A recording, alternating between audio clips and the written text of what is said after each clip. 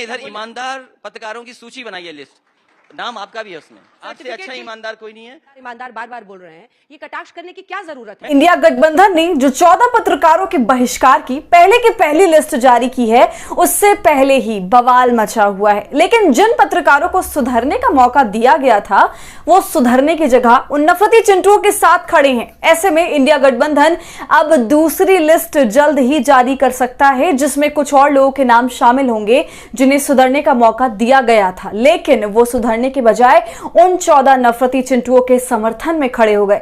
ऐसे में जल्द ही इंडिया गठबंधन नोएडा के मोदी वॉरियर पर जल्द ही दूसरी सर्जिकल स्ट्राइक करने जा रही है।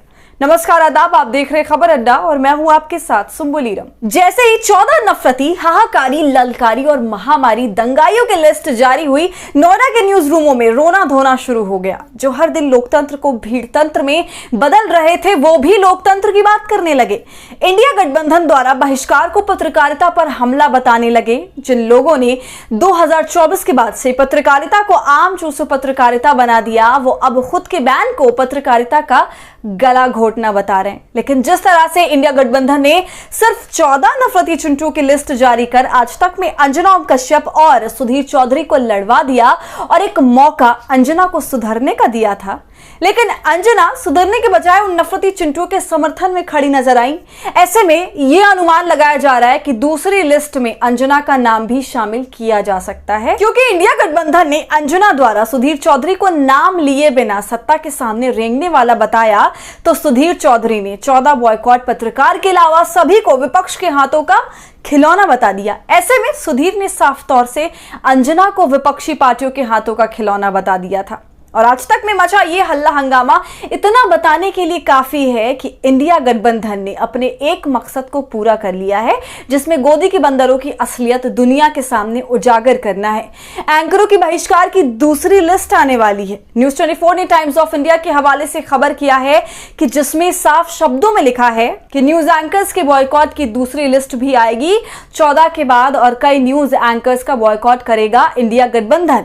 बहिष्कार होने वाले एंकर्स की दूसरी लिस्ट जल्द होगी जारी।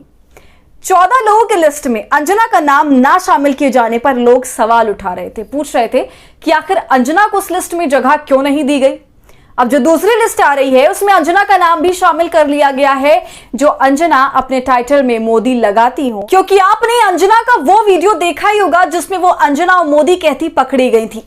हालांकि उसी वक्त उसने सुधार कर लिया था, लेकिन असलियत देश के सामने आ गई थी।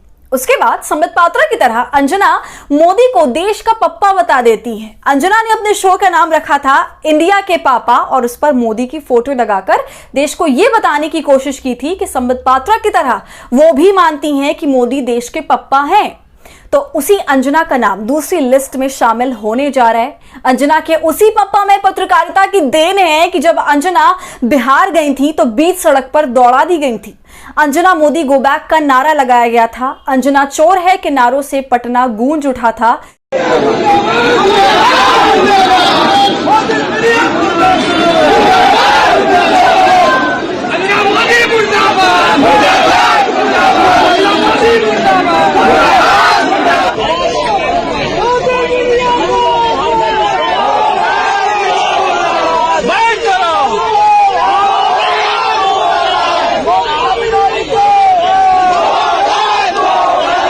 तब अंजना ने उन आम लोगों को आरजेडी का कार्यकर्ता बता दिया था।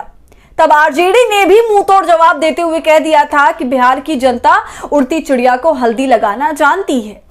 दरअसल अंजना ने हल्दी रंग का कपड़ा पहन रखा था और उसके कपड़े के साथ आरजेडी के मुहावरे ने अंजना को बिलखने के अलावा कहीं का नहीं छोड़ा था।